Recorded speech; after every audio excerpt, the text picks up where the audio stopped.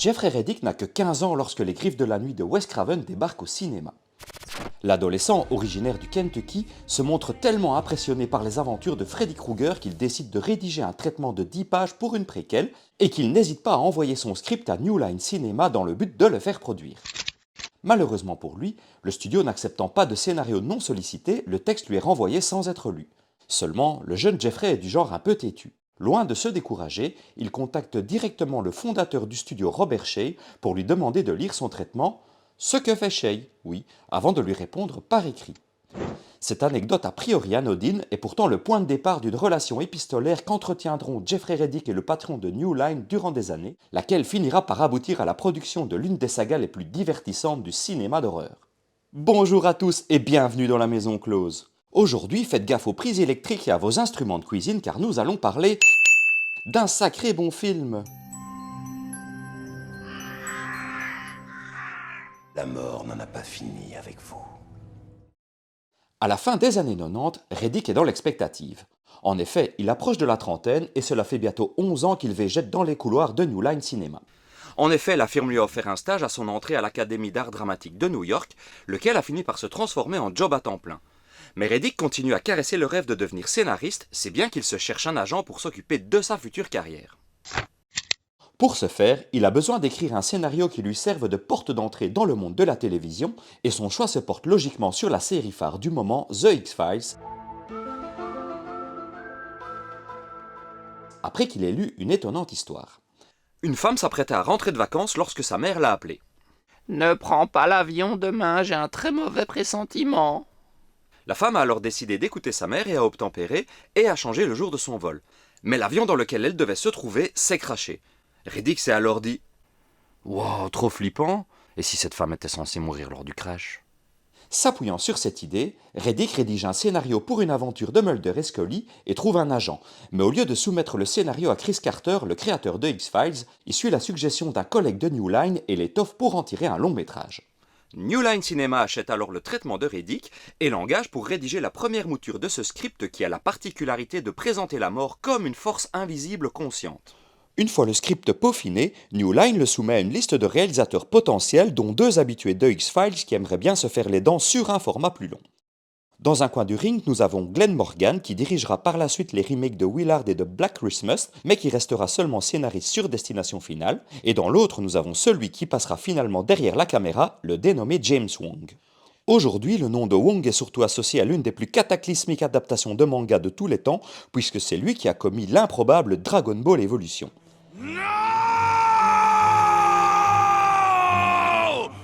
Mais au début des années 2000, sa respectabilité n'a pas encore été entachée par cet étron filmique, si bien que c'est avec enthousiasme qu'il se met à la tâche, chargé de nobles intentions.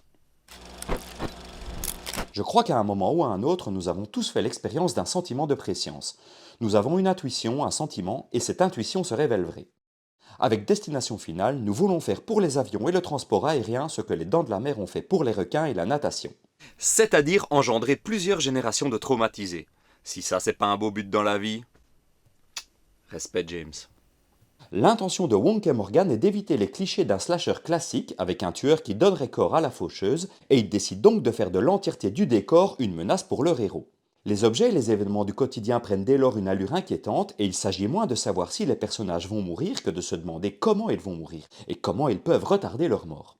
Morgan s'inspire d'étranges coïncidences de sa propre vie pour améliorer l'histoire de Reddick, comme cette fois où il attendait un vol à l'aéroport de Vancouver et qu'une chanson de John Denver a été jouée à la radio. Morgan se souvient que le chanteur est décédé dans un accident d'avion et qu'il avait trouvé surprenant d'entendre cette chanson jouée à ce moment-là. Et c'est ainsi que de fil en aiguille, l'histoire de Reddick se voit transformée pour aboutir à la version que nous connaissons aujourd'hui. Tout commence par une journée d'été normale en Belgique, dans ce qui ressemble à la chambre d'adolescent la plus malaisante de l'histoire du cinéma. Et forcément, un esprit aussi perturbé ne peut avoir qu'une seule destination pour ses vacances. Cet esprit perturbé, c'est Alex Browning, lycéen américain de 17 ans, qui craint que sa mère découvre les petits secrets qu'il cache dans sa valise. Wow, maman, laisse.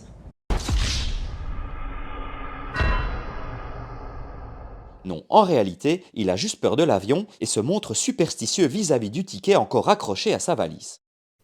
Alors qu'on sait tous qu'un ticket où il est noté JFK, ça porte bonheur.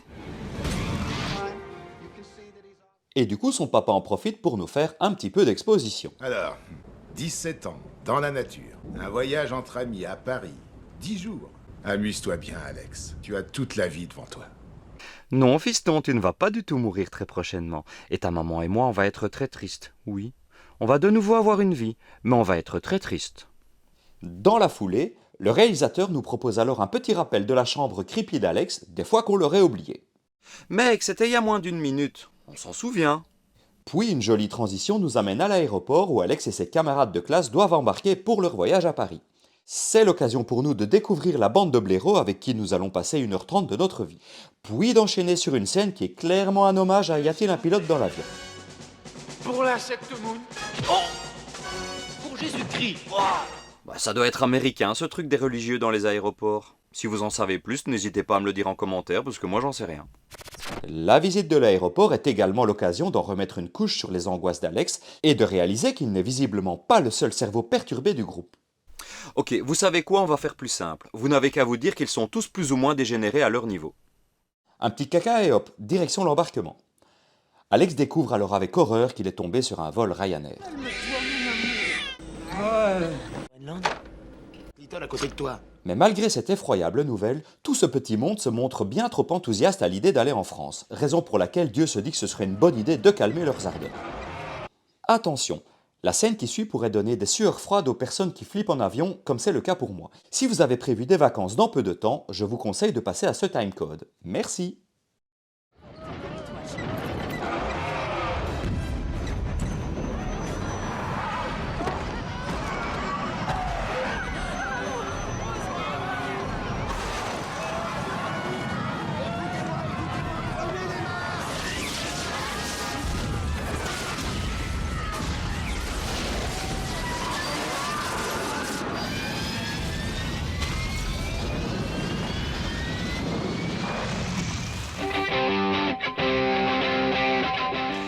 Et non, car en réalité tout ça n'était qu'un rêve. Alex se réveille donc et comprend après avoir vérifié qu'il se trouve effectivement sur un vol Ryanair qu'il vient d'avoir une vision prémonitoire. Il prononce alors la phrase qu'il ne faut surtout jamais prononcer dans un avion. Ce qu'il y a, c'est que ce putain d'avion va exploser! Et se fait donc logiquement débarquer comme s'il avait été un homme barbu. En toute logique, ses potes entraînés malgré eux dans l'incident lui en veulent un peu, mais tout lui sera pardonné à la faveur d'une séquence devenue mythique.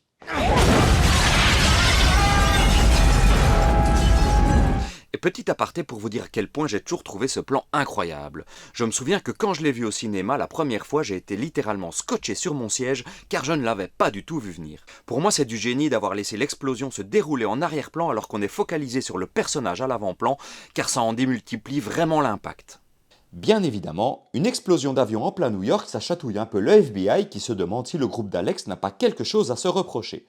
Mais puisque la connerie n'est pas répréhensible, Et c'est bien dommage. les jeunes couillons quittent le poste de police libre comme l'air. Cependant, on sent que quelque chose n'est pas net et que tout n'est pas terminé, comme nous le prouve cet incroyable jeu d'acteurs. Et peut-être aussi le fait qu'on en ait qu'à 25 minutes de film. 39 jours plus tard, les survivants assistent à un service commémoratif en l'honneur des victimes. Des retrouvailles un peu tendues, est-il besoin de le préciser. Heureusement, Alex peut quand même compter sur Todd, un ami proche qui aimerait visiblement être un peu plus que ça. Tu me manques, Todd. Tu me manques toi aussi. Mais mon père n'arrive pas à comprendre. Dis, quand tout ça sera digéré, toi et moi, on se fera une petite virée en ville tous les deux. Allez, c'est une excellente idée. Cool. Mais pas de chance pour le jeune homme, la mort n'aime pas les sous-entendus, et pendant qu'Alex cherche à se rassurer sur son hétérosexualité, une réaction en chaîne provoque l'étranglement de Todd dans sa salle de bain. On appelle ça une David Carradine dans le milieu. Vous chercherez sur internet. Alex, qui a été prévenu par Playboy, arrive sur les lieux, mais un peu trop tard. Jamais il ne connaîtra la chaleur du corps de son ami. Sauf qu'Alex, c'est pas le genre d'homme à laisser la mort se mettre entre lui et une bonne partie de jambes en l'air. Raison pour laquelle il va voir sa bonne copine Claire. Ce que je voudrais, c'est le voir une dernière fois. Rien qu'une dernière fois. Alors allons le voir. Pour approcher le corps de Todd, le duo se faufile dans la maison funéraire, ce qui émoustille beaucoup la jeune femme. C'est très excitant. Et elle se dit qu'après tout, un petit plan à trois avec un cadavre, ma foi, ça s'envisage. Ils sont malheureusement interrompus par un entrepreneur de pompes funèbres qui aime beaucoup s'écouter parler. Les produits qu'on lui a injectés dans les veines provoquent des spasmes. Dans la mort, il n'y a ni hasard, ni coïncidence, ni malchance, ni échappatoire.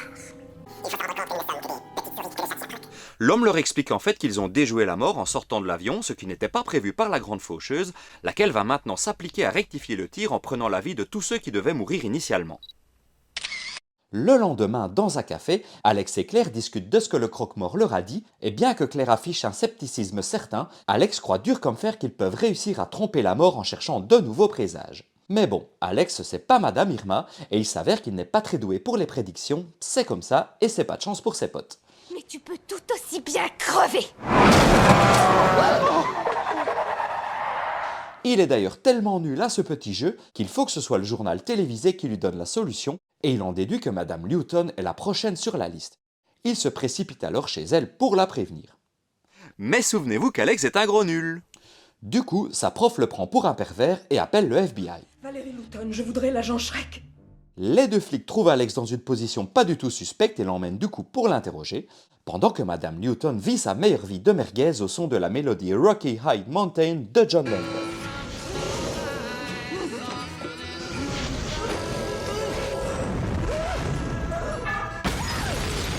Personnellement, j'aime beaucoup John Denver. Vous connaissez pas? Mais si, vous devez au moins connaître une de ses chansons.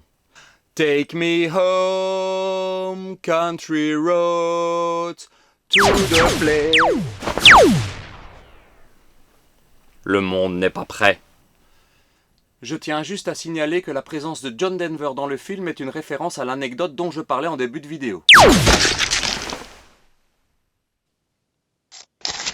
Un peu après, Carter apprend qu'il est le prochain sur la liste de la mort. Frustré de ne pas avoir le contrôle de sa vie, le jeune homme se comporte alors comme le gros connard qu'il est, et après avoir mis en danger environ 200 personnes, il arrête sa voiture sur les voies ferrées, voulant mourir selon ses propres conditions. Mais comme souvent avec les types qui ont une grande gueule, il se dégonfle à la dernière minute. Seulement, la mort est un peu taquine, et au moment où il change d'avis, sa ceinture de sécurité se bloque. Quelques péripéties plus tard, Alex parvient à sauver Carter in extremis avant que la voiture ne soit écrasée par un train qui arrive à toute vitesse. Mais la mort n'aime pas se déranger pour rien, alors elle reporte son dévolu sur un autre membre du groupe. Pas d'inquiétude les gars, je savais que Carter ne serait pas le suivant. Hé Alex, c'est mon tour? Non. Putain! Et c'est donc une fin de tournage pour Stifler. Mais puisqu'apparemment, comme dans American Pie, personne n'aime le personnage incarné par Sean William Scott, tout le monde semble s'en battre les couilles puissance 1000 et passe rapidement à autre chose. Putain les gars, lâchez au moins une larme quoi quand même, un minimum. Mais non, il se barre juste en laissant le corps du pauvre Billy pourrir le long de la voie ferrée. Ah sympa les copains. Alex en déduit que parce qu'il est intervenu, la mort a sauté Carter pour passer à Billy, et il se rend alors compte qu'il est le prochain sur la liste, c'est pourquoi il installe des tonnes de scotch pour se protéger. Je veux voir du scotch partout, moi, ok? Mais oui, je suis sûr que ça va marcher, ça, Alex. Et pourtant, contre toute attente, pendant un temps, ça fonctionne. Mais c'est oublier qu'Alex est un gros nul. Je vous ai déjà précisé que c'est un gros nul? Parce qu'en réalité, ce n'est pas lui le suivant sur la liste, mais les deux filles qui lui avaient demandé de changer de place dans l'avion. Sacré Alex, à lui alors. Et donc, c'est maintenant au tour de Claire de jouer à cache-cache avec la faucheuse, pendant que le FBI continue d'être complètement à côté de la plaque. Putain, je vous jure, les policiers de ce film sont tellement nazes qu'on dirait un scénario écrit par Luc Besson. Ouais, je sais, c'est cruel. Nous suivons donc d'un côté les aventures d'Alex et de l'agent Shrek, et de l'autre Claire qui se retrouve coincée à l'intérieur de sa voiture, avec un réservoir d'essence qui fouille et entouré de câbles électriques. Eh ouais, y a parfois des journées de merde comme ça. Mais Alex se découvre soudain un semblant de compétence et arrive chez elle juste à temps, ce qui lui permet de s'échapper de la voiture juste avant qu'elle n'explose. Puis le FBI, toujours aussi inutile, les rejoint pour l'inévitable scène où l'on croit que le héros est mort. Le suspense est insoutenable. Insoutenable. Un suspense heureusement de courte durée, puisque 6 mois plus tard, Alex, Claire et Carter se retrouvent dans un décor de studio censé figurer Paris afin de célébrer leur survie. Mais au cours de la discussion, Alex réalise que la mort n'a jamais passé son tour, et après avoir vu quelques présages, il quitte la table juste à temps pour faire connaissance avec les aimables conducteurs de la capitale. le bus s'écrase sur une grande enseigne au néon qui se balance vers le jeune homme, mais pour une fois, Carter fait quelque chose de bien dans sa vie et sauve celui qui est devenu son ami. Une amitié de courte durée, car l'enseigne n'en a pas fini avec lui, et alors que l'écran devient noir, un grand fracas se fait entendre. Et c'est la fin de Destination Finale, premier du nom. Je me souviens qu'à l'époque où il est sorti, j'avais environ une quinzaine d'années, j'avais adoré ce film. Son concept incroyable, son rythme soutenu et ses morts originales m'avaient directement fasciné, à tel point que j'étais allé le revoir une deuxième fois en salle, chose assez rare pour l'époque. Je l'ai revu pour cette chronique pour la première fois depuis 15 ans. Et j'ai de nouveau adoré. Je ne vais pas dire que le film n'a pas vieilli, parce que c'est pas vrai, mais force est de constater qu'il demeure toujours aussi efficace et bien mis en scène par un James Wong qui n'avait pas encore commis l'irréparable. Et je n'étais pas le seul à le penser, puisque le film a rapporté pas moins de 112 millions de dollars au box-office mondial pour un budget de 23 millions et qu'il a même flirté avec le million d'entrées en France. Ouais, c'est pas mal, ouais, pas mal du tout même pour un film de genre en France. Il a également raflé quelques récompenses au passage, puisqu'à la cérémonie des Saturn Awards de 2001, il a remporté le prix Saturn du meilleur film d'horreur et le prix Saturn du meilleur jeune acteur pour Devon Sawa, tandis que sa comparse Sally Larter recevait de son côté le prix du jeune public d'Hollywood de la meilleure révélation féminine. Et j'avoue que ça je ne me l'explique pas, car si je veux me montrer honnête, j'ai été surpris de constater à quel point l'ensemble du casting joue comme des quiches. Bien sûr, je n'inclus pas dans le lot Tony Todd, l'immense Tony Todd qui, malgré un temps d'écran particulièrement réduit, éclabousse le film de sa classe naturelle. Mais la médiocrité de l'acting m'a particulièrement frappé avec Devon Sawa, duquel j'avais pourtant un très bon souvenir, puisqu'à la fin des années 90, l'acteur âgé d'une vingtaine d'années semblait parti pour dominer le genre du fantastique, avec des apparitions dans le Casper de Brad Silberding et le très fun La main qui tue que j'ai déjà évoqué dans ma chronique sur Hellraiser 3. Pourtant, sa carrière ne décollera jamais vraiment et il demeurera cantonné aux séries B voire Z avant un retour en grâce en 2021 grâce à la série Chucky que je vous recommande au passage. Ali Larter s'en sortira mieux puisqu'elle surfera sur la vague du succès avec l'inévitable Destination Finale 2, la série Heroes ou encore la saga Resident Evil. Ouais bon, j'ai dit succès, hein, pas film de qualité. Putain, la méchanceté gratuite. Quant au reste du casting, la plupart resteront des visages du petit écran, puisque ni Kerr Smith ni Chad Donnella ne réussiront à transformer l'essai de façon durable. Seul Sean William Scott parviendra à atteindre la célébrité grâce à la saga American Pie avant de sombrer lui aussi dans un relatif anonymat, même si on peut le retrouver au casting vocal des différents épisodes de l'Âge de glace et qu'il a pris la relève de Clayne Crawford en tête d'affiche de la version télévisée de L'Arme Fatale. Jusqu'à son annulation en 2019. Pas de bol. Pour l'heure, malgré un accueil critique globalement mitigé de la presse spécialisée, Destination Finale est un succès public indéniable et vous connaissez la chanson « À Hollywood, succès rime avec suite ». Aussi, il ne faudra attendre que 3 ans pour que Destination Finale 2 voie le jour, mais ceci les amis, est une autre histoire.